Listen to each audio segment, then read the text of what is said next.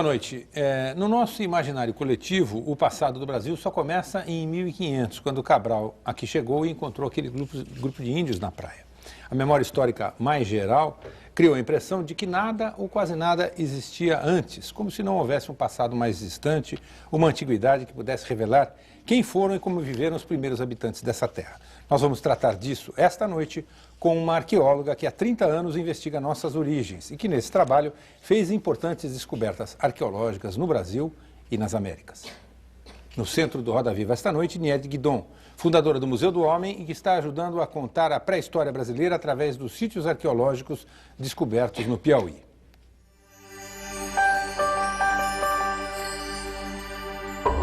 Quem foram esses primeiros brasileiros? Como surgiram? Como viveram?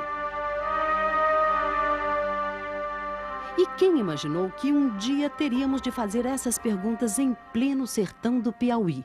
E ali mesmo encontrar algumas respostas.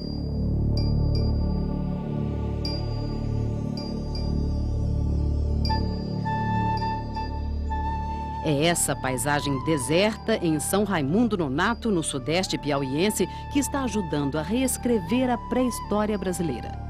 A área tem hoje a maior concentração de sítios arqueológicos das Américas. São mais de 700, além de um conjunto de mais de 25 mil desenhos rupestres, os mais importantes vestígios já descobertos sobre nossa antiguidade. A região virou patrimônio cultural da humanidade e deu origem ao Parque Nacional da Serra da Capivara. As primeiras histórias novas da nossa história velha foram reunidas por uma equipe da TV Cultura que, em 1992, se embrenhou nesse sertão e produziu o documentário Pré-Histórias da Pedra Furada. Num trajeto poeirento e penoso pela Caatinga e pelas rochas, a equipe chegou à Toca do Boqueirão da Pedra Furada em busca da personagem que começou a investigar a antiguidade no Piauí, Nied Guidon. Paulista, filha de francês com índio, formada em História Natural na Universidade de São Paulo e graduada em Arqueologia pela Universidade de Sorbonne, ela trocou Paris pelo sertão em busca das pegadas do homem no Brasil pré-histórico. Ela chegou a São Raimundo Nonato em 1970, de jipe, atraída pelas pinturas rupestres que viu por fotografia. Com a ajuda dos moradores, em mais 2 viagens, foi ampliando as descobertas. E em 1975, montou a equipe de cientistas e auxiliares que fariam as escavações. Após 10 anos de trabalho e muita terra removida, juntou-se uma infinidade de ossos, pedras lascadas e restos de fogueira.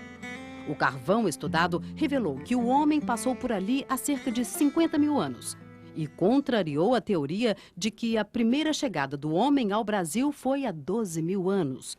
Esse homem teria origem nas tribos nômades da África que se deslocaram para a Ásia, enfrentaram as geleiras da Sibéria e, numa época em que o Estreito de Bering congelou, fizeram a travessia para o Alasca, se espalhando depois pelas Américas. Nied Guidon sugeriu outra hipótese. O homem teria atravessado o Estreito de Bering muito antes do que se calculou, ou então ele chegou aqui pelo mar. As descobertas em São Raimundo Nonato foram parar nas principais revistas científicas do mundo. Equipes de TV do Japão e da Alemanha vieram ao interior do Piauí ver as pinturas e o acervo da Fundação Museu do Homem, criada por Nied Guidon para mostrar o enorme quebra-cabeças de ossos, pedras e fósseis da vida exuberante do Piauí pré-histórico. Estes dentes grandes são do tigre de dentes de sabre que viveu ali. A tíbia é de uma preguiça gigante que pesava 3 toneladas e era maior que o elefante. Essas placas são do casco de um tatu que tinha o tamanho do Fusca. Hoje, esse lugar seco, onde o urubu-rei voa silencioso, parece sobreviver apegado apenas à teimosia que sustenta a vida no sertão. A Fundação Museu do Homem, que junto com o IBAMA cuida do Parque Nacional da Serra da Capivara, está sem verbas e não consegue fiscalizar caçadores e lenheiros. Durante décadas, milhares de árvores nobres foram cortadas e queimadas para transformar pedra em cal, tradicional fonte de renda na região. Restos desses fornos recentes se intrometeram na paisagem onde um outro fogo, há milhares de anos, deu luz e calor à vida que se busca desvendar nas rochas de São Raimundo Nonato.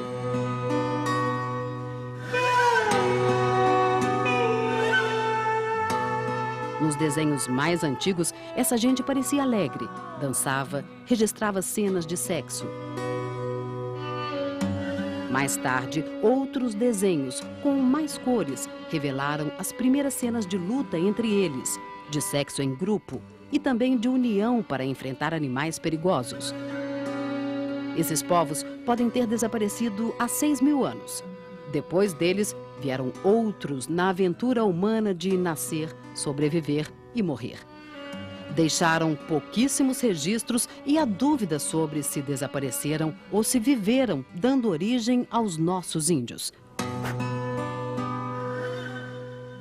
As crianças da região, que têm o privilégio de estudar ao vivo essa pré-história, se encantam e levam para seus cadernos as peças do quebra-cabeças da nossa história antiga. Quanto dessa história compõe nossas raízes e nosso espírito, não sabemos ao certo. Apenas seguimos, sem muita noção do futuro que nos espera e sem saber direito que passado tivemos.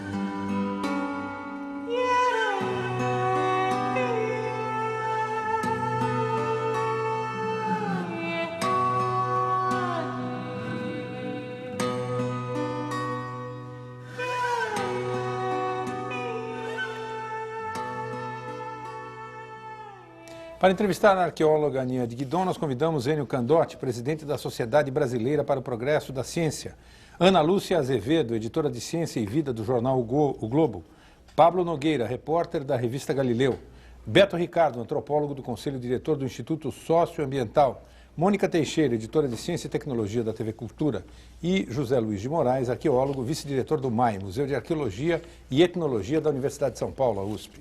O Roda Viva, você sabe, é transmitido em rede nacional para todos os estados brasileiros e também para Brasília. Se você quiser fazer uma pergunta para o nosso programa, participar do programa, fazer sua crítica, sua sugestão, sua reclamação, ligue, por favor, 0 operadora 11 252 6525.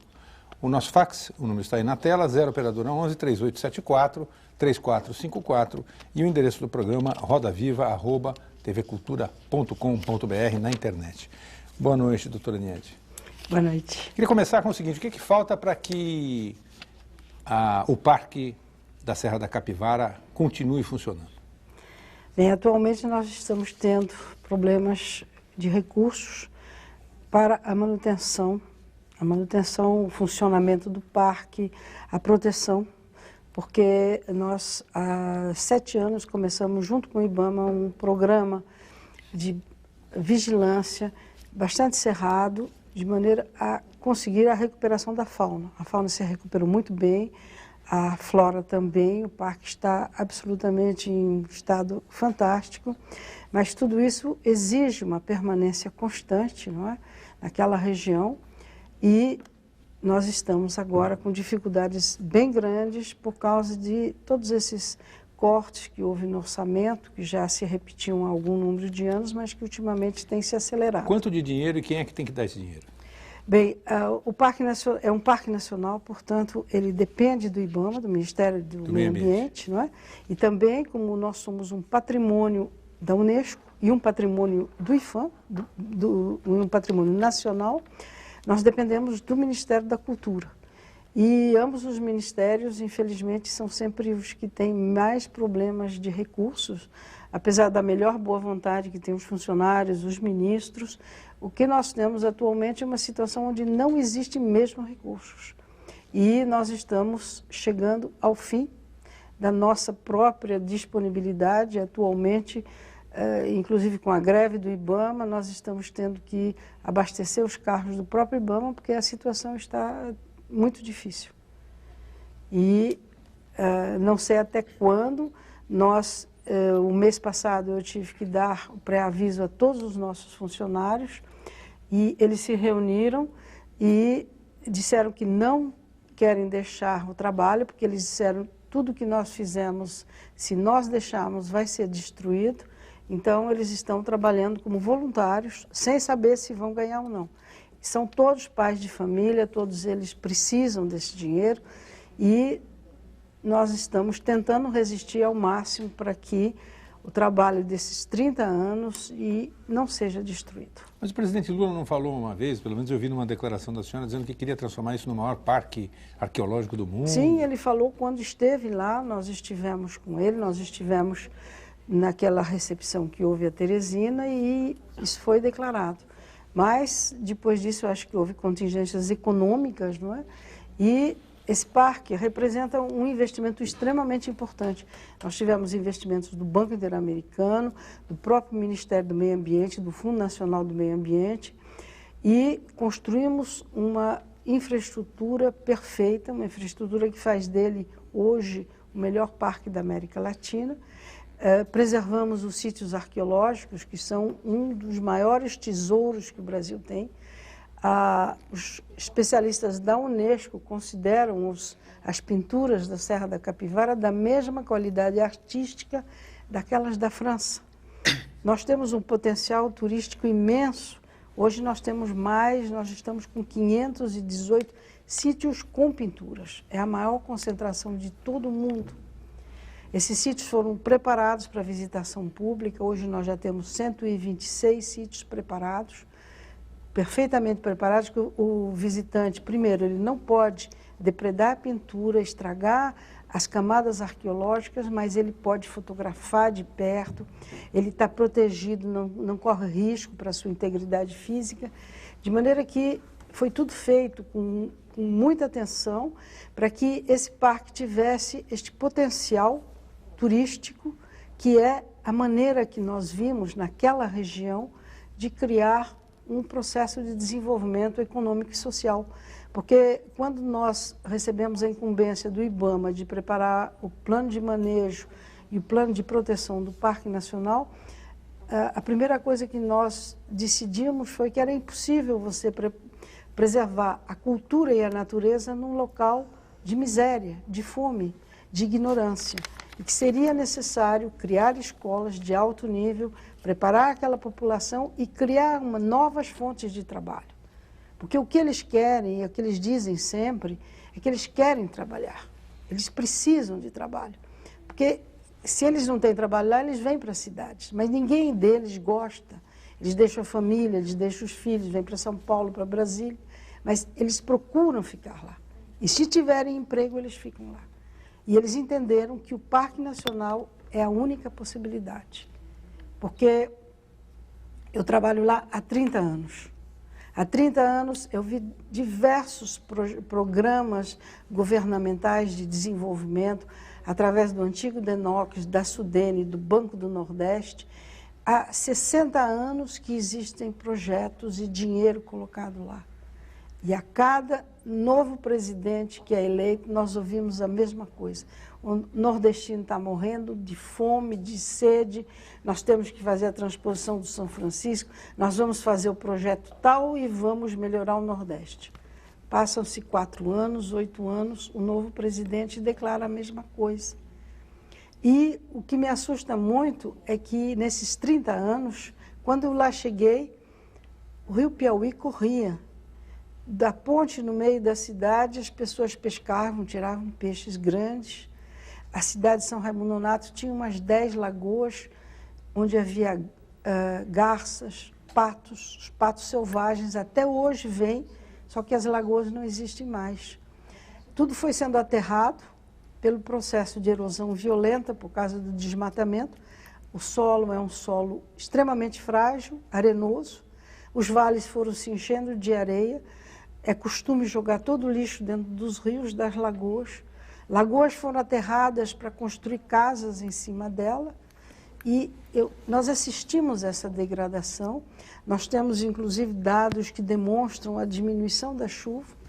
E cada projeto novo de plantação de caju financiado, eles plantam e depois o que acontece? A terra, depois de um certo número de anos, no começo é aquela maravilha, aquela produção, depois de 5, 10 anos, a terra está lavada, o deserto se instala e eles vão desmatar uma outra porção. Beto Ricardo. Então, doutora Niede, o que a senhora disse agora justamente confere com a imagem que o brasileiro tem no seu imaginário sobre a região da Caatinga, onde fica o parque, não é? Ou seja, uma área seca, com cactos, gente pobre, passando fome e passando sede, não é? Agora, como a sua equipe fez uma pesquisa de uma profundidade temporal bastante grande, quer dizer, essa região foi sempre assim?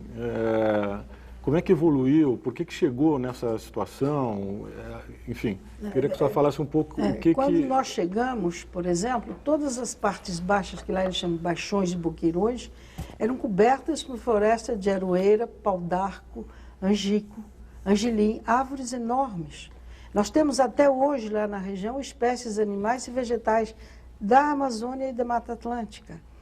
A vegetação mais seca, espinhosa, ela estava nas zonas de chapada e zonas onde o solo era muito pouco profundo, onde a rocha já aflorava ou estava perto da superfície.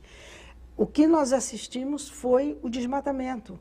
E o desmatamento sempre incentivado pelos financiamentos para fazer fazenda para gado.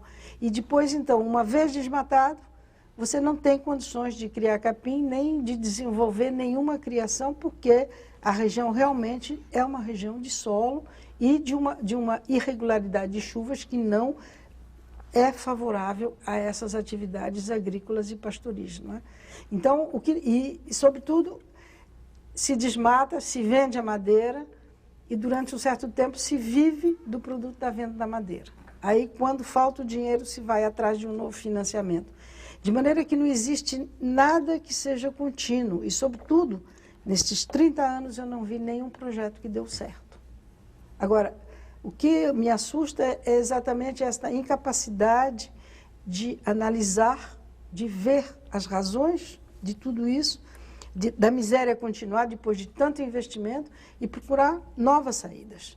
E foi isso que nós, com a nossa equipe, procuramos e, finalmente, de tudo aquilo. E foi feito um estudo com o apoio da Itália, da qual participaram alguns economistas do Banco Mundial e de agências de desenvolvimento brasileiras, que chegaram à conclusão que naquela região, como desenvolvimento sustentável, nós teríamos realmente o turismo e outros tipos de cultura, como, por exemplo, as plantas ornamentais, cactos, etc. Outro dia eu li uma reportagem, as floriculturas de Teresina importam de São Paulo os cactos que elas vendem lá. Porque quando você diz àqueles agricultores, mas por que vocês não plantam cactos? Vocês têm que aprender a dar uma forma. Isso pode ser de alta rentabilidade. Eles dizem, mas quem é que vai querer comprar essa coisa horrível cheia de espinhos? Então, o que precisaria justamente é essa diversificação. Plantar as plantas que são mais adaptadas àquele tipo de clima. Se você começa a plantar mangas ou então outro tipo de coisas, o gado precisa de muita água. É essa discrepância entre a capacidade ecológica da região e aquilo que se pretende. Agora, o que falta para que o turismo cresça no parque? Falta um aeroporto. Nós estamos com essa tragédia do aeroporto desde 98, quando foi liberada a primeira parcela e depois nada aconteceu. O governo atual, o ministro Mares Guia, inclusive se comprometeu, inclusive já liberou o dinheiro. A primeira parcela já está em Teresina. A licitação que deveria ser terminada em setembro, parece que houve recursos e ela se arrasta até hoje. Quer dizer, nós não temos, e a região é muito distante, as estradas são péssimas. Quer dizer, hoje, para ir ao Parque Nacional da Serra da Capivara, a pessoa vai a Teresina ou não? De Teresina para lá, nós temos Petrolina, 540 quilômetros de estradas péssimas. O mais fácil é ir até Petrolina, que é o aeroporto mais próximo, que são 300 quilômetros. Mas, de toda maneira, é difícil você chegar lá e nenhum empresário quer começar a fazer um investimento se ele não tiver o aeroporto. Aliás, o estudo que foi feito pelo Ministério da Aeronáutica, pela Infraero, o próprio aeroporto também, ele só terá uma rentabilidade se houver um hotel, que tenha uma capacidade mais importante. A cidade já tem hoje, já tem uns 4 ou 5 hotéis, já tem uns 150 leitos, inclusive já empresários locais já começaram a investir nisso. Mas o parque hoje é visitado, quer dizer, já existem turistas abnegados. Sim, o assim. parque já é bem visitado. Este ano de 2003 nós realizamos lá um festival internacional no palco da Pedra Furada. Em 5 dias nós tivemos 7.000 pessoas, apesar de não ter ainda um acesso razoável e ter poucos hotéis. A caça hoje é uma ameaça ao parque, porque o parque tem uma fauna muito rica, né? A fauna hoje está voltando muito bem. A caça é um perigo, porque se vende muito, se vende também para a Bahia, tatus principalmente, não é? E, infelizmente, a caça é proibida, mas é muito difícil, porque um caçador, por exemplo, o IBAMA, que nós não temos o direito de prender. O IBAMA é que realiza, os nossos guardas, quando encontra alguém, tem que chamar a polícia militar. As prisões, leva-se o caçador para a cidade e daí a meia hora ele está livre. E o parque tem fauna de grandes portes, tem animais grandes como Tem bastante veado, caititu. Agora nós temos também uma grande quantidade de onças que voltaram, não é, por causa do desenvolvimento. E realmente, se você não está, porque também o estilo de habitat em torno do parque é um habitat muito disperso. Você tem pessoas, são 240 quilômetros de perímetro, com gente morando tudo ao longo. E, geralmente, aqueles que estão perto do parque são os mais pobres. E uma das maneiras deles conseguirem dinheiro é caçar e vender na cidade. E essa fauna, ela seria uma remanescente da fauna que conviveu com o homem pré-histórico num período um pouco mais recente? Naquela região, foi uma região muito rica, do ponto de vista natureza. Tinha muita água, inclusive nós estamos agora com um projeto de pesquisa, nós estamos fazendo a reconstituição da evolução do clima e da paisagem. Temos encontrado, inclusive, vestígios de terraços fluviais lá no alto da Chapada, que agora nós estamos datando, mas foi então uma região muito rica e teve uma fauna extremamente abundante. A dominante eram as lhamas, nós tínhamos cavalos, a preguiça gigante, o mastodonte, e essa fauna perdurou até 5.000 anos atrás. Quer dizer, mas já havia a onça, o veado, todos esses... Sim, havia também a fauna de pequeno porte, a megafauna, e os que desapareceram foram realmente aqueles de grande tamanho, porque a capacidade do meio ambiente hoje não é mais a mesma, eles não teriam condições de sobrevivência. Professora, só para terminar, quanto custa o aeroporto? Qual é o investimento que tem que ser feito para eu acho que aeroporto? Em 97 ele havia sido licitado em 25 milhões. Agora eu ouvi dizer que seria da ordem de 11 milhões. Tá. E aí esse dinheiro teria que ser a Infraero teria que exatamente. O Ministério do Turismo, em princípio, é o Ministério do Turismo que já liberou uma primeira parcela, não é? Agora, o aeroporto foi escolhido pela aeronáutica, o local. É plano, o solo é muito pouco profundo, a rocha está ali perto, quer dizer, não vai ser um aeroporto que vai exigir uma despesa muito grande para a pista, entende? E, inclusive, nós tínhamos o presidente do Banco Interamericano, Iglesias, ele veio visitar o parque. Ele ficou absolutamente apaixonado pelas pinturas. Foi aí que ele fez, com a fundação, um convênio, nos repassou recursos para fazer a infraestrutura básica do parque. E ele disse que quer voltar ao parque, mas ele quer voltar no aeroporto local. Inclusive, ele disse, em 2001, ele disse, se vocês conseguirem recursos e começarem o aeroporto este ano, o BID financia o término. Comecem que a gente termina. Quer dizer que falta, sei lá, a decisão do governo brasileiro. Falta a decisão e a vontade política de fazer isso, não é? Niede, mudando de assunto um pouquinho, nós sabemos que a arqueologia hoje ela transita entre pesquisa acadêmica e prestação de serviços em arqueologia. Você dirige com muita competência uma ONG, atividade do terceiro setor. Como é que estão os contratos de prestação de serviço? Você aceitaria esse desafio? Nós tivemos pedidos do Piauí aqui para São Paulo, ano passado, solicitando equipes para fazer salvamento arqueológico no Piauí. Pedir a vocês, não pedir a mim. Pois é. Não posso lhe explicar por quê. Agora, nós, por exemplo, lá na região, o ano passado, no começo deste ano, nós fizemos um levantamento e um salvamento arqueológico numa linha de alta tensão que tinha que ser aberta. Agora, eu fiquei sabendo hoje, por exemplo, nós temos um sítio lá numa região que é fora do Parque Nacional, é no corredor entre o Parque Nacional Serra das Confusões e Serra da Capivara. É um sítio que tem pinturas que não tem em nenhum outro lugar do mundo, nem lá tem iguais àquela. É uma coisa extraordinária. Fizeram um assentamento de sem terra. A região é uma região que inclusive tem nascentes, floresta com pau-d'arco, angico, tudo isto, foi tudo derrubado. Botaram fogo, o fogo queimou durante 12 dias e só parou porque choveu. E o fogo veio lamber as paredes com pinturas. A região tem muitos sítios. Eu não fui chamada, eu não sei se o IPHAN autorizou este assentamento. Então, o que está havendo é o seguinte, por exemplo, se construiu lá uma barragem, a barragem Petrônio Portela. Ninguém fez o estudo arqueológico daquilo. Ninguém fez. E uma ação Mas civil foi construído pelo governo. ONG. Como? Uma ação civil pública da ONG, da tua ONG. Sim, mas aí eu vou passar o meu tempo fazendo ações civis, porque acontece o seguinte, que infelizmente o governo acha que ele não tem que obedecer à lei.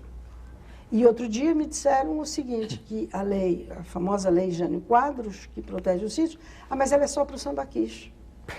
Então, quer dizer, se nós vamos então colocar isto em dúvida, porque o que está acontecendo, e está acontecendo mesmo, são que estes assentamentos, inclusive está havendo agora um projeto de um assentamento, parece que para 11 mil famílias entre os dois parques, eles vão desmatar, vão plantar mamona para fazer biodiesel, daqui 10 anos não vai dar mais nada.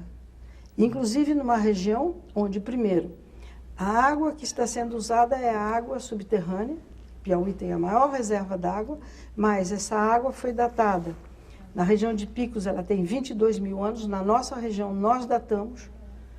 Os poços que servem a região têm água de 9.500 anos, quer dizer, está se usando água fóssil, Sim. que não tem reposição nas condições atuais de pluviosidade. Então, você incentivar, levar e assentar pessoas lá, numa região onde todo mundo vai usar água fóssil, você já imaginou o que isto vai ser.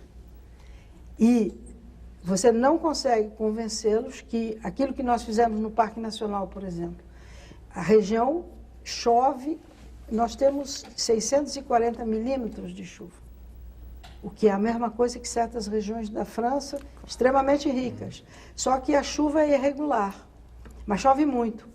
Então, dentro do Parque Nacional, nós aumentamos de 10 milhões de litros de depósito de água para os animais, simplesmente fazendo depósitos para receber a água da chuva e armazenar a água da chuva. Doutora Niede. Sim. Queria colocar uma pergunta provocadora, doutora Niede. É o seguinte, tem muita gente que acha que esse negócio de estudar o passado não serve para nada.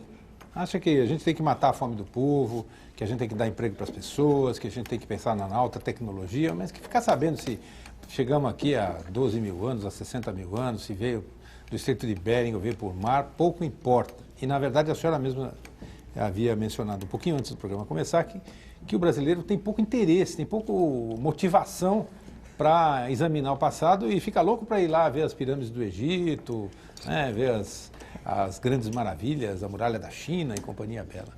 Tem como resolver esse problema? Bem, eu acho que primeiro um país tem que ter orgulho do seu passado. Você vê isso, inclusive, nas historinhas do Asterix, na França. E outra coisa, a arqueologia vende-se muito bem. Você pode ver os filmes onde existe um herói que é um arqueólogo, são filmes que se vendem bem. Para você ter uma ideia, a França, a Itália, a Espanha, a maior entrada de divisas, e é um dos problemas brasileiros que eu vejo nos jornais que querem exportar, da maior entrada da França é o turismo. E a França é o turismo cultural. Faz uns 15 dias eu recebi da Embaixada da França uma notícia sobre um sítio, com pinturas que foi descoberto há 5 ou 6 anos atrás. A entrada dessa gruta estava protegida por um desmoronamento, foram mergulhadores que vieram pelo mar, descobriram pinturas belíssimas, muito bem conservadas. O Ministério da Cultura imediatamente tomou posse disso, os pesquisadores, os arqueólogos fizeram os estudos e chegaram à conclusão que se abrisse para o público e abrisse uma entrada, a entrada do ar poderia causar danos às pinturas. Então, essa gruta nunca vai ser visitada pelo público, somente pelos especialistas. Mas, ao mesmo tempo, o Ministério da Cultura está investindo 30 milhões de euros para fazer uma réplica dessa gruta para ser visitada pelos turistas. Por quê? Porque eles sabem que esses 30 milhões de euros vão voltar e vão compensar esse investimento. Então, existe um investimento. Uma menor cruz da Idade Média, que indica uma estrada, se faz uma cerca em volta, um jardinzinho, e é mais um atrativo Mas turista. eu não creio que se fizessem uma cópia das pinturas da Serra da Capivara, teriam o mesmo interesse para o público. Eu acho que há alguma coisa no original, na presença, estar em contato com o sítio arqueológico original que cópia nenhuma pode trazer. Eu acho que esse é o ponto. E também não concordo com a ideia de que a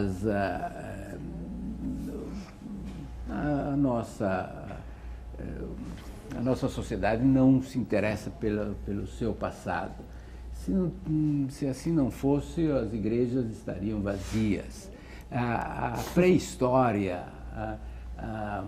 as perguntas de onde viemos são as mais fascinantes. Eu acho mais até do que as perguntas sobre a história recente. Senão, o fascínio pelas peças pré-históricas não ocorreria. Agora, essa é a minha pergunta. O que traz de... Por quê? Como se justifica como arqueóloga, como antropóloga? Por quê essa paixão pela pré-história? A diferença da paixão talvez reduzida pela história. O que faz? Qual é o diferencial? Por exemplo, estando em contato com a sociedade de San Raimundo Nonato, o que fascinou? Qual é a diferença que há na sociedade em defender o seu patrimônio pré-histórico? Qual é o orgulho da cidade e que você muito bem transformou canalizou para a defesa do patrimônio histórico? Como é que se deu isso? Exatamente para responder a essa questão. Há um diferencial nisso. Eu lembro de ter visitado San Raimundo e ter visto que o orgulho pelo seu patrimônio histórico é um diferencial. Como é que isso evoluiu? Bem, eu acho... primeira coisa, a réplica da Gruta de Lascaux, que é uma réplica também, recebe 2 milhões de visitantes ano, e é uma réplica. O Brasil inteiro, no ano de 2002, recebeu 3 milhões e 800 turistas. A França passou dos 75 milhões de turistas, dos quais 2 milhões para ver uma réplica. Nós não temos esse problema de réplicas, porque as nossas pinturas estão a céu aberto. Então, o turista vai ver o original. A questão que eu acho é que existe isso, muitas pessoas disseram, e ouço dizer, porque o índio é que nem bicho. Primeiro, os bichos têm sociedades muito bem estruturadas, têm leis. E o índio, o nosso índio, em geral, ele é considerado de acordo com lendas, que ele é preguiçoso, que ele é isso, o que não é.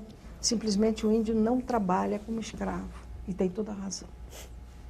E já ouvi comentários do tipo, não entendo bem os brancos, eles fazem uma casa toda fechada e depois gastam energia para botar ar-condicionado e luz. Então, é uma outra maneira de encarar a vida. Agora, em São Raimundo Nonato, no começo, eles não entendiam, eles diziam que aquilo eram pinturas dos caboclos, que é a maneira como eles chamam os índios. E eles, em contato com a gente, com as escolas, com tudo aquilo que eles foram vendo e que eles veem no museu, por isso que nós achamos importante que nada daquilo fosse para São Paulo. No começo, inclusive, nós trabalhamos com o Museu Paulista, ou para Brasília. Por quê? Porque nós precisamos povoar o interior do Brasil. O interior do Brasil precisa fazer parte do nosso sistema econômico. E era uma maneira, então, de atrair as pessoas para a região. E eles vão, e eles vêm, e eles veem que aqueles índios sabiam fazer coisas absolutamente fantásticas. Eles veem aqueles desenhos. Agora, existe uma certa ignorância também em respeito a esses desenhos, que são belíssimos, são obras de arte. Mas ainda este ano, acho que houve um veículo, um jornal, que publicou onde existem desenhos que parecem feitos por crianças.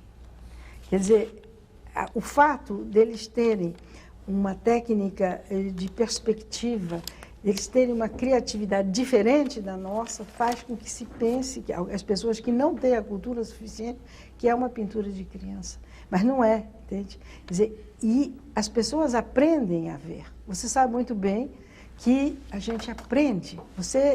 Se você não te ensina, você não é capaz de enxergar certas coisas. Inclusive os jornalistas. Inclusive os jornalistas. Agora, por exemplo, quando nós começamos a montar o festival deste ano, houve críticas na cidade, pessoas que disseram, a Fundação está fazendo um festival de rico, está fazendo só com a cultura erudita, o povo daqui gosta de forró.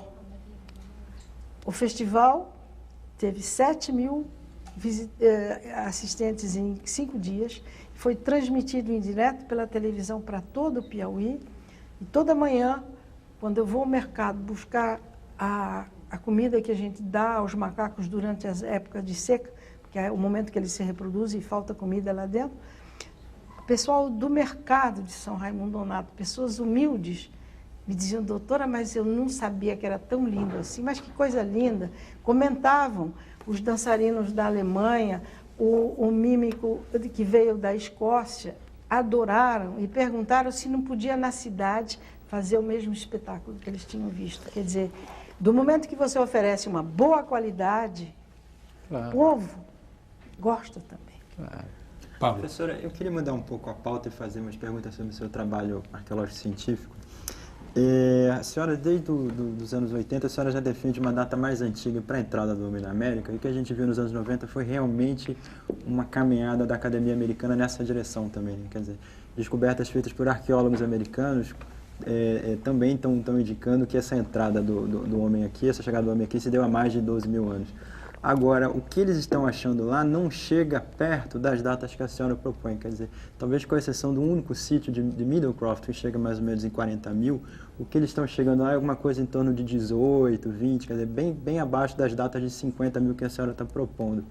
E considerando que os Estados Unidos têm uma arqueologia de alta qualidade sendo feita há mais de 100 anos, quer dizer, como é que a senhora vê esses dois movimentos, né? Por um lado, sim, eles também estão recuando. Agora, por outro lado, eles ainda nunca encontraram em mais de 100 anos de pesquisa, algo tão antigo quanto a senhora tem. Como é que...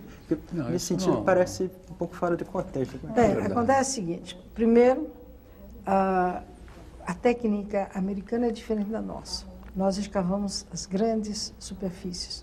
Os americanos, muitas vezes, se limitam a que eles chamam de test pits. E...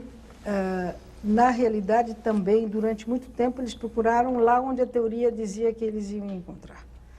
E nós somos uma equipe, nós escavamos o ano todo, e há muitos anos. E outra coisa, hoje que nós já conhecemos a evolução do clima, nós sabemos, por exemplo, que em certos lugares, na parte baixa dos vales, nós não vamos encontrar nada muito antigo porque os rios eram maiores e lavaram tudo. Nós temos lugares onde, inclusive, se viu até 9.000 anos, o rio passava ali e lavava tudo. Depois de 9.000 anos é que começaram a subsistir as fogueiras. Então, você tem que, primeiro, conhecer muito bem a evolução climática para saber aonde vai procurar. Na Pedra Furada foi toda uma... Primeiro, você está a 19 metros acima do vale. Segundo, não está em cima do vale principal, ela está numa espécie de uma entrada protegida. E depois houve uma enorme caída de blocos da cuesta que protegeu a frente dela. Então, e por que nunca se encontrou ossos? Não se encontraram ossos? Nós temos encontrado ossos humanos, já temos ossos humanos... Sim, mas datados de 50 mil anos? De 12 mil anos, não, de 50 mil não, pois é, de 12 mas se encontra um pedaço de carvão, pelo que eu li, há quem alegue que é um fogo natural. O que nós encontramos foi carvões dentro de uma formação, uma trempe de pedras, com pedras lascadas ao lado. Pedras que não podem ter sido feitas naturalmente. Dentro de um fogão, digamos assim. Ao lado do fogão. Popular. Além do mais, uma de minhas alunas fez uma pesquisa ali na Pedra Furada, ela desceu toda a encosta, atravessou o vale e subiu do outro lado fazendo sondagens. Se fosse um fogo natural, o fogo natural teria pego todo o vale. E quando você tem um fogo de floresta, você tem carvões para todo lado. Ela não encontrou carvões, só dentro do sítio, e depois lá, perto do rio Fóssil, ela encontrou uma fogueira parecida e encontrou carvões datados de 11 mil anos. Nós já temos dentes humanos datados de 12 mil anos, e eu li outro dia que aqui em Mato Grosso já estão com datações de 25 mil anos. Doutora Niede, uma coisa, talvez o que mais impressione no Parque da Serra da Capivara seja a quantidade impressionante, uma quantidade enorme de sítios. Por que o sertão do Piauí tem essa fertilidade toda em vestígios da pré-história? Eu acho que foram as condições do meio ambiente extremamente favoráveis. E depois outra coisa... meio ambiente na época lá ou de conservação ou as duas coisas? Não, e até quando eu cheguei lá era muito rica. Agora, o que acontece? A civilização ocidental, nossa sociedade, chegou lá por volta de 1750, 1790, e muito pontual. Eram exploradores da maniçoba. Alguns criadores, exploradores. No começo mesmo era gente fugindo da polícia que foi se esconder lá. E depois os exploradores de maniçoba, que é uma borracha de uma planta que é da família da mandioca. Então, eram pessoas isoladas que iam de planta em planta fazendo a incisão e colhendo. Quer dizer que no início o impacto foi muito pequeno, você está entendendo? E os sítios foram protegidos. Alguns deles foram destruídos porque essas primeiras pessoas se instalaram lá dentro e a fumaça dos fogões deles cobriu as pinturas. Quer dizer, seria um lugar que, na verdade, combinou o fato de ter tido uma ocupação razoável e ter sido preservado, não ter sido impactado. Exatamente. Você não teve uma agricultura motorizada, você não teve grandes estradas, você não teve obras públicas, você entende? Então, em outras regiões do Brasil, isso tudo pode ter sido destruído. Agora, professora, quem eram esses homens que viveram? O que a senhora sabe?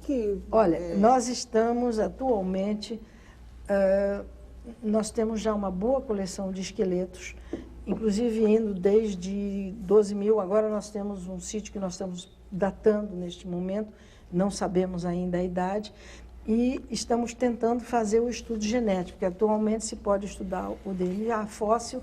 Então, nós já temos algumas amostras em Belém, algumas amostras nos Estados Unidos, para tentar reconstituir o padrão genético deles. Então, agora, mas o que eu queria saber é como é que eles viviam, o que eles faziam, olha, o que eles pintavam na rocha. O que eles pintavam na rocha, justamente esse livro que eu trouxe para vocês, que acaba de sair, explica,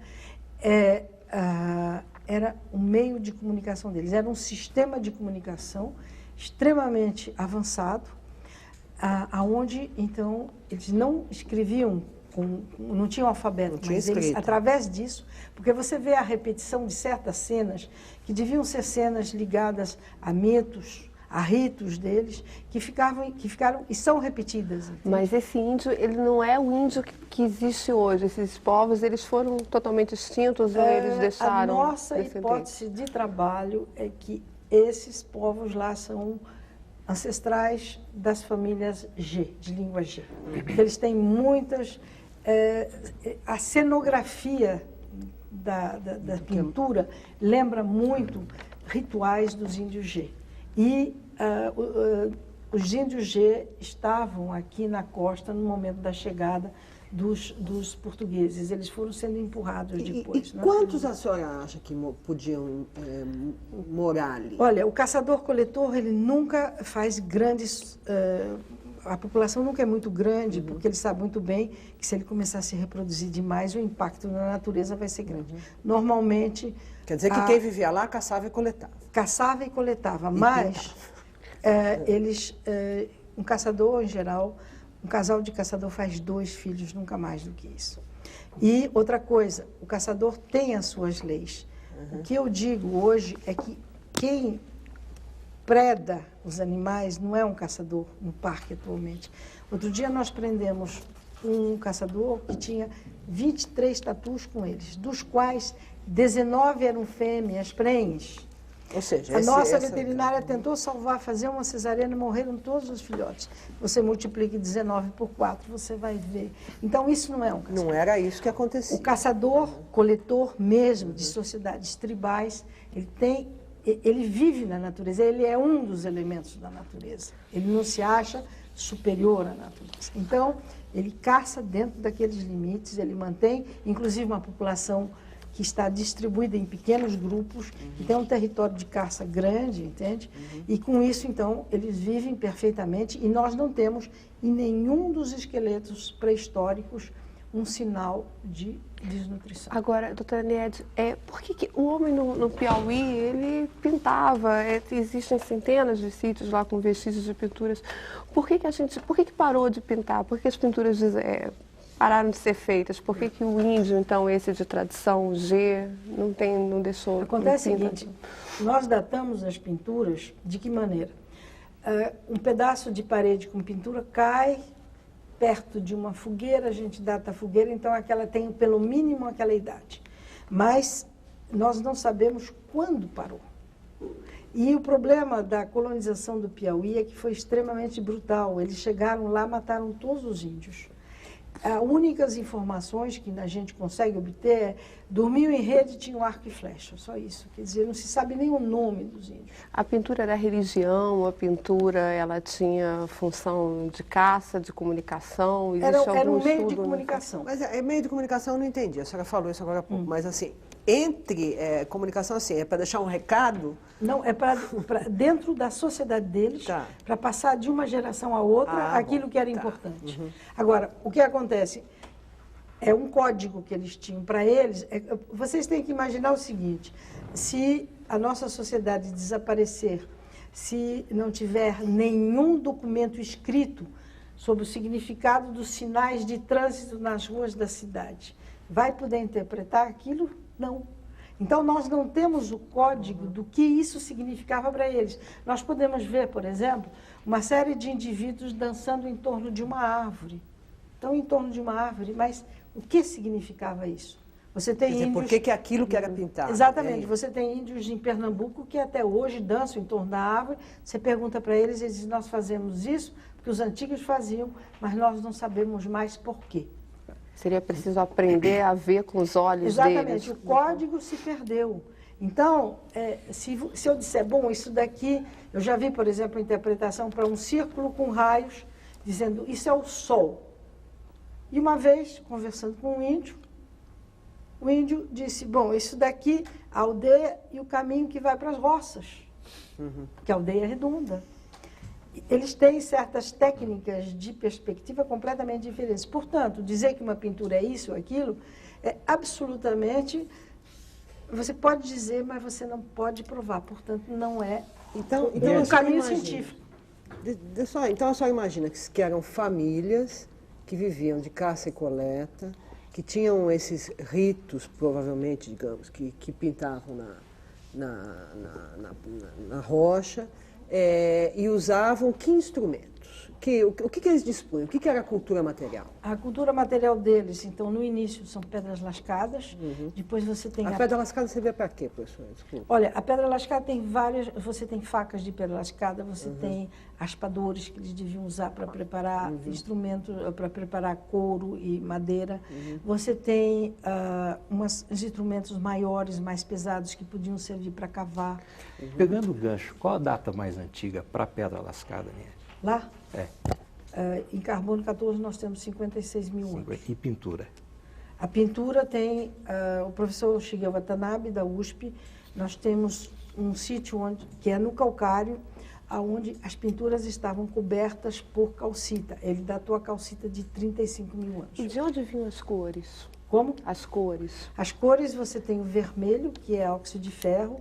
Inclusive, o vermelho era preparado por técnicas de esquentar a diferentes temperaturas, a seco ou úmido, produzindo tonalidades diferentes. Você tem o amarelo, o branco, o preto, o marrom e um cinza prateado. Todas as rochas da região. Com argilas e minerais da região.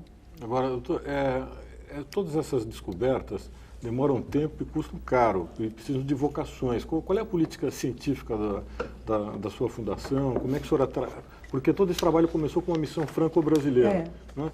Ao longo desses anos, como é que isso evoluiu? Quais são as perspectivas? Há novas pessoas no Brasil interessadas em se formar como arqueólogos? Como é? Bem, nós criamos um museu, nós criamos um centro cultural, no qual nós temos laboratórios e temos as reservas técnicas.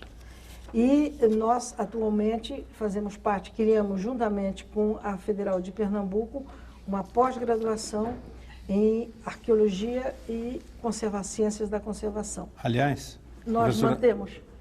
Pode completar, por favor. Pois não. Não pode completar, só dizendo que nós mantemos... Nós mantemos convênios com universidades americanas, europeias. Nós recebemos alunos de doutorado, por exemplo, de Michigan, de Cambridge, de diferentes áreas, não só arqueologia. Já tivemos pessoas trabalhando com felinos, trabalhando com macacos, o laboratório de primatologia de Cambridge também trabalha junto com a gente. Nós temos um convênio de colaboração com a Texas A&M dos Estados Unidos, recebemos alunos da França e da Itália também. O professor Fabiano Gontijo, de Teresina, que diz que existem vários alunos da Universidade Federal do Piauí que gostariam muito de trabalhar com a senhora gratuitamente, e parabeniza a senhora pelo festival. E também pergunta a Paulo de Santana, de Florianópolis, Santa Catarina, que é estudante de Direito, o seguinte: esse trabalho que a senhora realiza, que é muito importante, por que as universidades estaduais e federais do Piauí não o apoiam, se é que não apoiam? Bem, a Federal do Piauí participa conosco desde o começo.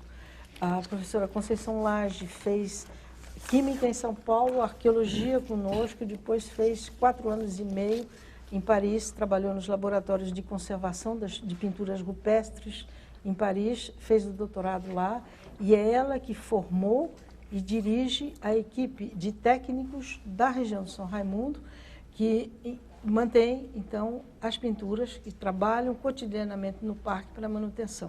Quer dizer, nós temos um intercâmbio muito grande com a Federal do Piauí, de Pernambuco também. Para finalizar, Paulo Santinho, de Piauí, que também é professor, diz que falam lá que a senhora enviou para outros países alguns fósseis. Gostaria de que a senhora falasse sobre o assunto. É fato? Bem, todo o material que nós tiramos está em São Raimundo Nonato.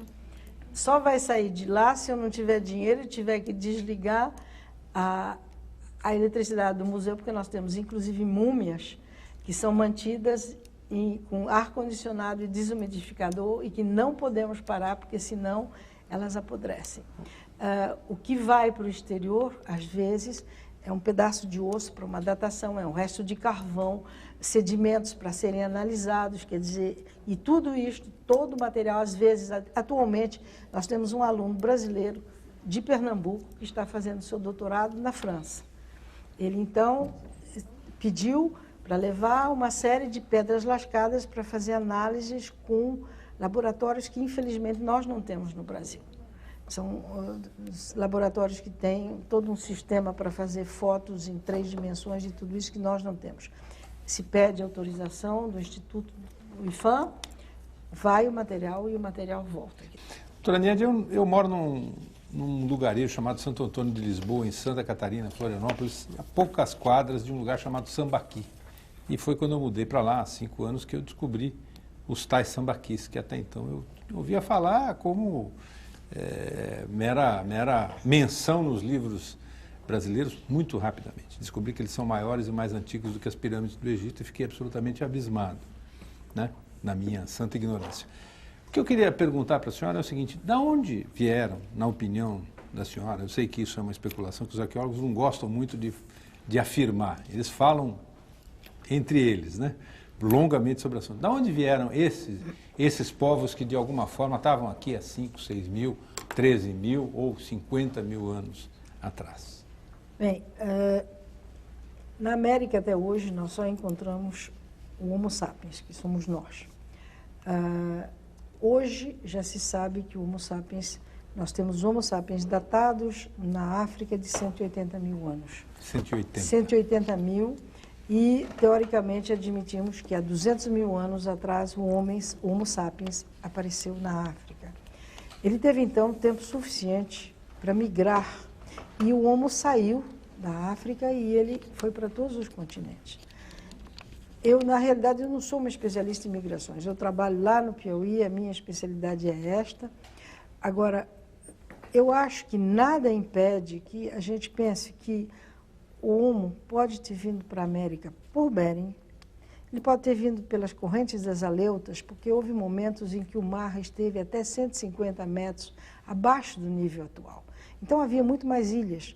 Existem passagens pelo Pacífico, da Austrália para cá, que são de mar não muito profundo e que, com um mar mais baixo, teriam mais ilhas. Os arqueólogos australianos descobriram na Ilha das Flores, que nunca foi ligada a nenhum continente, portanto, só se pode chegar lá por mar. Eles descobriram vestígios do Homo erectus datados de 850 mil anos. Quer dizer, aquela história que o Homo só começou a navegar depois de 7 mil e tantos anos, não é verdade. Hoje nós sabemos que o Homo navegou muito antes. Portanto, nada impede que tenha chegado por esses caminhos pelo Pacífico, e nada impede que tenha vindo também da África do Sul, da região dos Açores, onde existem correntes que vêm bater aqui no Brasil. Eu conheci lá no Parque Nacional uma visitante, uma senhora francesa de 70 anos, que ela vem da França para cá, quando os alísios batem de lá para cá, ela vem num barco sozinha, com uma vela pequenina para ela poder manejar, e ela chega aqui no Nordeste, e quando os alísios sopram da cá para lá, ela volta. Todo ano ela faz isto. Quer dizer, nada impede que o homem tenha vindo por todos esses caminhos. O importante é preservar os sítios e, mais ainda, escavá-los. Saber por onde ele passou, porque ele chegou para o Piauí vindo de algum lugar. Basta você começar a fazer prospecções todo o entorno daquela região. No sul do Piauí, na fronteira com o Maranhão, existem sítios maravilhosos, inclusive maiores do que nós temos lá em São Raimundo Nonato. Simplesmente nunca ninguém pesquisou. Esses sítios estão sendo destruídos, vão ser destruídos, e nós não vamos saber. Como o litoral foi ocupado inicialmente, pode ser que a chave de tudo isso tenha sido destruída. Quantos sambaquis já foram transformados em cal? Quantos projetos mobiliários destruíram sítios arqueológicos? Então, enquanto nós não tivermos a consciência do cidadão de saber que, bom, eu descobri isso, eu paro, eu vou chamar o IFAM, faz a salvamento e eu volto a fazer a minha obra. Enquanto isso acontecer, nós não vamos ter... Porque são folhas de um livro que estão perdidas por aí, que nós temos que encontrar todas. Professora, para a sua hipótese de que enfim, esses sítios onde a senhora tem trabalhado possam ter 50 mil anos ou coisa parecida, é importante que essa ideia de que o homem tenha chegado à América do Sul pelo mar, uma coisa tem a ver com a outra? se sustentam mutuamente? Quer dizer, na hipótese do homem ter vindo, essa hipótese mais tradicional, de que vem pelo Estreito de Bering, descendo e tal, é essa hipótese que sustenta essa ideia de que o homem na América está aqui há 12 mil anos? Não, ele pode ter vindo por Bering muito antes e chegado aqui. Ah, tá bom. Agora, então, por exemplo, há uns 2 anos atrás, a reunião da Associação Americana de Progresso da Ciência, eles tinham acabado de descobrir um sítio antigo em Monte Verde, no Chile. Já houve propostas, então, de uma hipótese completamente diferente, que o homem teria vindo pelo sul, pelo Polo Sul, e teria subido da América do Sul para a América do Norte. Eu acho que nós temos que pensar que um continente que vai do Polo Norte ao Polo Sul, pensar que ele foi povoado só por um caminho é um absurdo. Eu acho que houve muitos caminhos. Agora, por que isso parece São Paulo e Corinthians, assim? Fica uma confusão. Que cada vez que se vê um arqueólogo, e a gente vê isso pela cobertura dos jornais, exatamente. não precisa nem ser arqueólogo para saber. Assim, só falta sair tiro. Sim, mas isso mas isso é só aqui na América.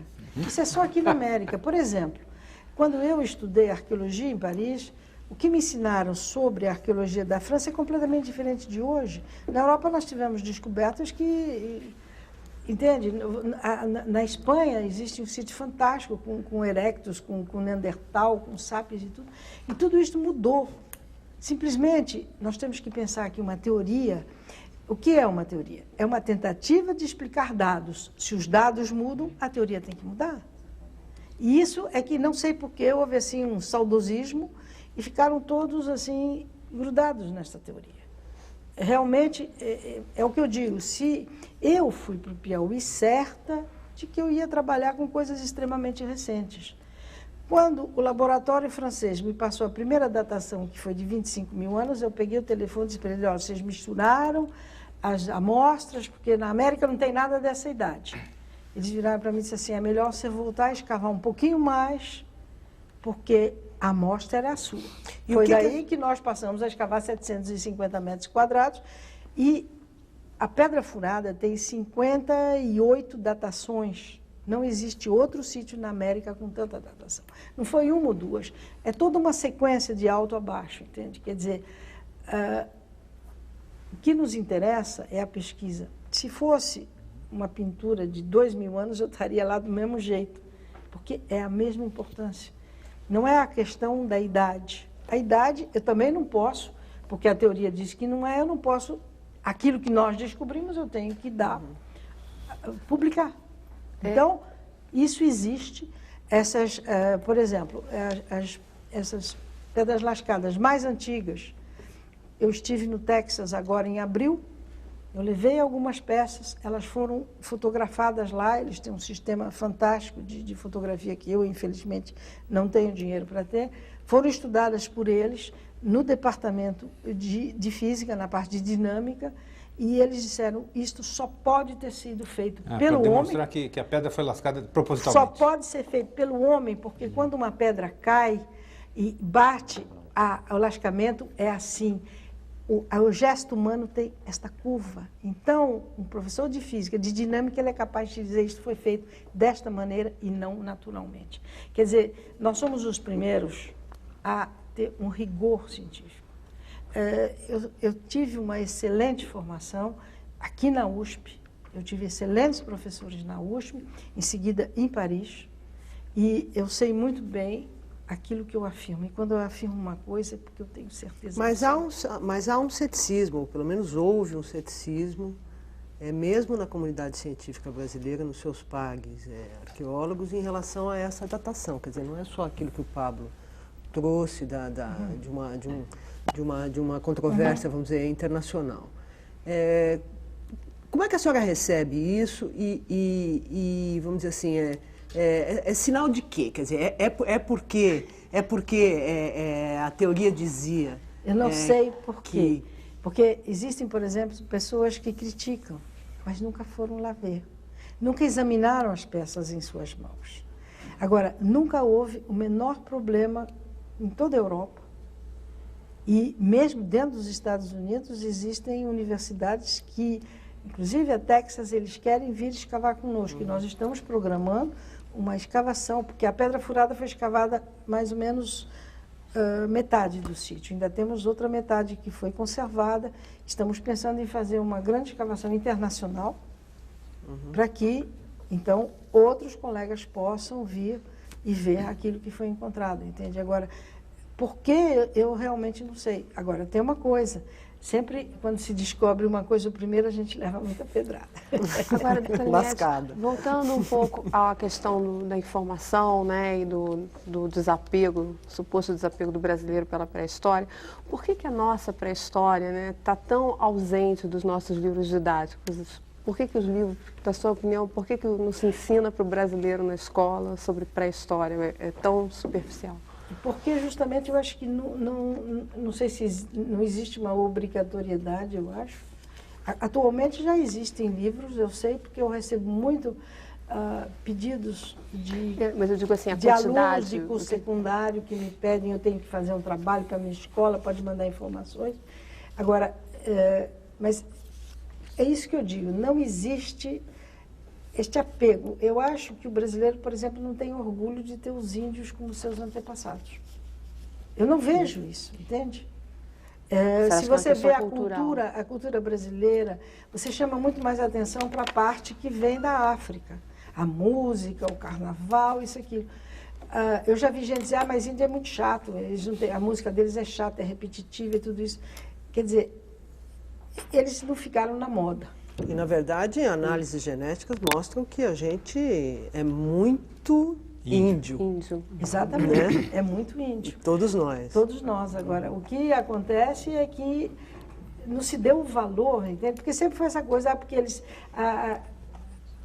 não tinham uma vida material imponente. Agora, ao mesmo tempo, você vê, pegue um arco de um índio e tente atirar com um arco. Existem relatos que parecia que precisava 2 portugueses para conseguir atirar com um arco, entende? Quer dizer, eles têm coisas fantásticas, eles têm histórias, eles têm uma tradição muito grande. E isso é que não é colocado em valor. Eu já tive uma briga muito feia numa universidade, numa reunião do conselho universitário, porque se discutiu o fato que os professores todos tinham que colaborar, porque o Brasil teria que pagar a sua dívida com os escravos e que tinha que se lutar para que se pagasse aos descendentes dos escravos pelos anos que os escravos trabalharam, com 13º, férias e tudo isso. Aí eu disse, muito bem, eu estou de acordo de lutar por isso, mas com uma condição. Primeiro a gente paga a terra aos índios ao preço de hoje. Aí saiu uma briga muito grande, mas eu acho que se nós temos uma dívida com a África, nós temos também uma dívida com todas as nações indígenas. E a senhora acha que esse estudo da pré-história, evidentemente, ajuda a resgatar isso? Ajuda, porque justamente toda essa questão que se diz da tecnologia, que não era uma boa tecnologia, não é verdade. Na Pedra Lascada eu tenho lá, a Pedra Lascada da mesma qualidade que a França. Existem livros que já têm uma versão, digamos assim, atualizada? Livros. Agora, não sei até que profundidade eles vão, mas já existem livros que já discutem isso, entende? Agora, eu acho importante que o meu professor Leroy Gourand, na França, uma vez ele disse, todos admiram as altas culturas, porque tem as pirâmides, tem os templos, tem os castelos, mas vocês têm que pensar que atrás de tudo isso tem uma sociedade na qual havia escravos. Porque para construir tudo isso, você tinha o rei, você tinha o sacerdote, você tinha o escravo. Os nossos índios eram uma sociedade igualitária, era uma sociedade de caçadores-coletores. Por isso que eles não deixaram essas imensas construções, que, aliás, não teriam nem sentido num clima como o nosso. O que a senhora vai fazer em São Raimundo Nonato? O que levou a senhora para lá? Eu trabalhava no assim, museu... não que a senhora foi fazer como... Sim, não, é que eu trabalhava no Museu Paulista. Qual foi o motivo? No Museu Paulista da USP, em 63, eu era arqueóloga lá, e vieram uns prefeitos da região, acho que para algum congresso, foram visitar o museu, viram uma exposição sobre as pinturas de Minas Gerais, pediram para falar com o responsável, que era eu, e me mostraram umas fotografias dizendo, olha, na nossa terra também tem esse desenho feito pelos caboclos. Eu olhei e vi que era algo completamente inédito, diferente de tudo que se conhecia. Tomei nota do nome deles e de tudo. Depois muitas razões, fui embora para a França e só em 70 é que eu consegui chegar até lá e verificar que realmente era algo completamente diferente. E os outros sítios brasileiros, professora? Olha, tem muitos sítios. No norte do Piauí tem muitos sítios. Mas esses tradicionais, Lagoa Santa, como é que se relacionam esses? Lagoa Santa tem um estilo de pintura diferente do nosso. Deve ser, está relacionado com outras culturas, não é? E você tem pinturas por todo o território, pinturas ou gravuras todo o território brasileiro. Niede, você faz uma arqueologia, digamos, sui generis. Você faz a arqueologia numa unidade de conservação.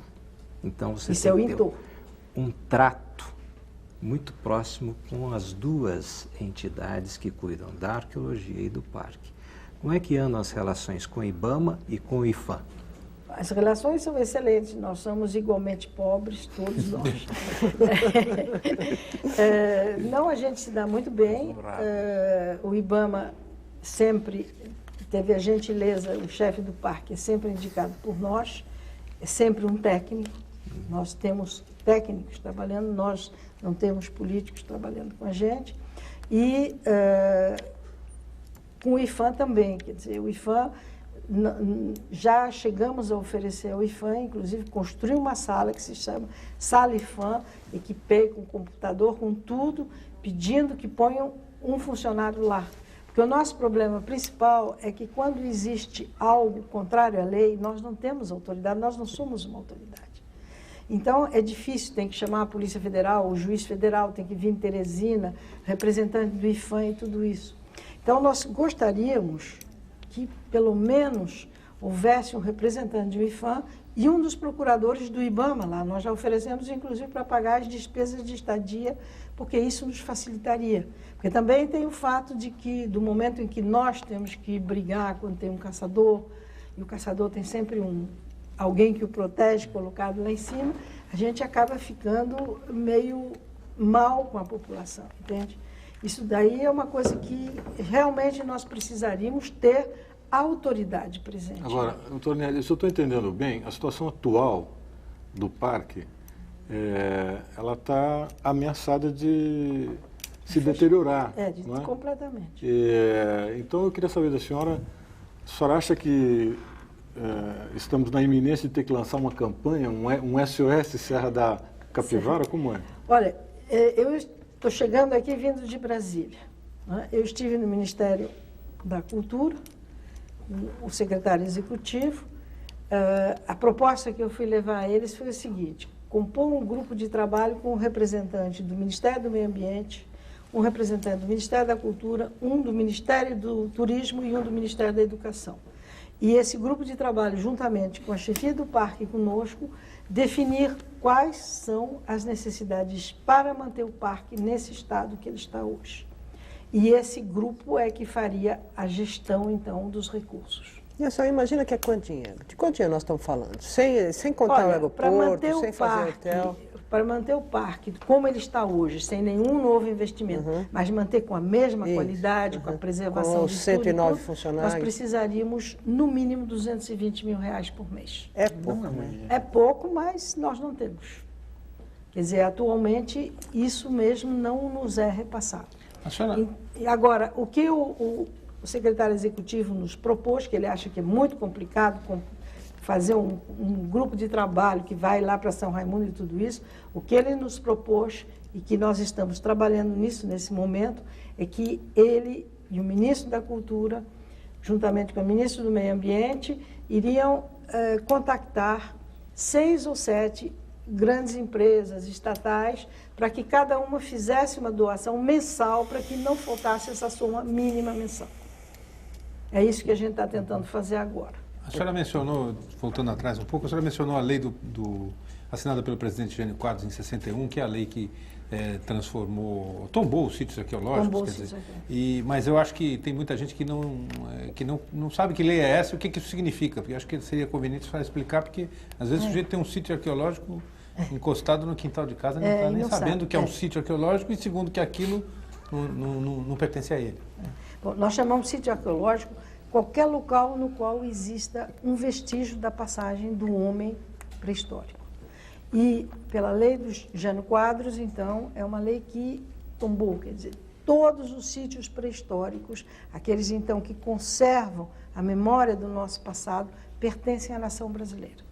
O proprietário do terreno, ele é proprietário do terreno e fiel depositário do sítio. Em princípio, ele tem que zelar pelo sítio e não permitir a sua destruição. Agora, professora, pré-histórico, para nós, brasileiros, é tudo que é de 1500 para trás? E em algumas regiões, lá no Piauí, é 1740 para cá. Para cá, quer dizer, Antes a era 1700 para trás, aqui. a senhora considera pré-histórico. Desculpe interromper. Santiago Novaes, de Sumaré, São Paulo, a pergunta acaba de chegar, diz o seguinte: minha família tem terra em Minas Gerais e encontramos alguns utensílios de barro, cerâmica, vasos com esqueletos, etc. Gostaria que a senhora nos orientasse como devemos proceder. Temos medo de notificar e acabar perdendo essas terras. O que a senhora sugere? Bem, eles não vão perder as terras. O que eles têm que fazer é entrar em contato com o IPHAN local. Que é o Instituto do Patrimônio Histórico e Artístico Nacional. Exatamente. E o IPHAN tem que mandar, então, um arqueólogo para fazer o mapeamento e o salvamento. Quer dizer, retirar esse material que, se ficar lá na superfície, pode ser destruído. Isso se faz rapidamente. Professora, só retomando um pouco a questão da valorização que o país dá para a história, volta e meia eu recebo cartas de jovens dizendo que querem trabalhar com arqueologia, querem ser arqueólogos. Eu vejo que a sua história é muito exemplo de uma força de vontade muito grande, uma determinação, uma capacidade de superar obstáculos que é muito interessante. Que conselho que a senhora dá para esse jovem que está sonhando em trabalhar com arqueologia no Brasil? Bem, ele tem que fazer os seus estudos, não é? A Federal do Piauí, inclusive, está pensando em criar um curso de graduação em arqueologia que viria a complementar, então, a pós-graduação que já existe com Pernambuco e que nós temos 6 meses de aula no Parque Nacional e 6 meses de aula em Recife. Com a Federal do Piauí seria a mesma coisa. E procurar, por exemplo, em suas férias, e trabalhar com arqueólogos. Nós aceitamos estagiários. Quer dizer, quando o dinheiro encurta muito, a gente tem que cortar um pouquinho. Senão, nós temos uma residência universitária lá, nós aceitamos, então, estagiários, voluntários, que vêm, que trabalham conosco, e como nós, existem outros lugares, não sei do Brasil, mas nos Estados Unidos, na Europa, onde eles podem ir praticar e passar, então, durante um certo tempo, trabalhando com os arqueólogos. Nosso tempo está acabando, eu queria fazer uma última pergunta, que também não é uma pergunta literal, porque senão vai ser muito fácil a resposta.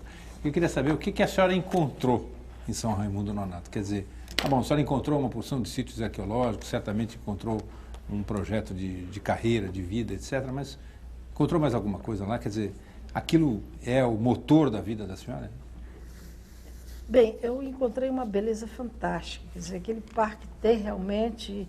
E nos piores dias, quando eu estou assim para estourar, eu vou lá para o parque e as coisas se acalmam, porque a beleza da natureza é uma coisa fantástica.